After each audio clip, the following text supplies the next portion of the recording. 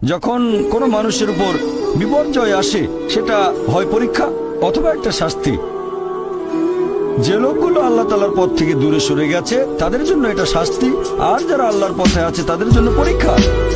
হতে পারে যে বাবা মা খুব ভালো মুসলিম, 5 ওয়াক্ত নামাজ পড়েন, হয়তো যাকাত দিয়েছেন, হজ পালন করেন, রমজান মাসে রোজা রাখেন, আল্লাহ তাদের একটা সন্তান দিলেন জন্ম থেকে যার হার্টের সমস্যা।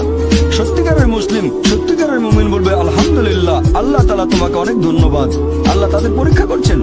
আরেকটা লোক যে কৃতজ্ঞ নয় আর এই পরীক্ষায় হয়তো পাশও করবে না, সে বলবে কেন, সে লাফালাফি শুরু করবে, আল্লাহর কাছে অভিযোগ করবে যে কেন আল্লাহ তাআলা আমাকে এমন বিকলাঙ্গ সন্তান দিলেন জন্ম থেকে যার হার্টের সমস্যা।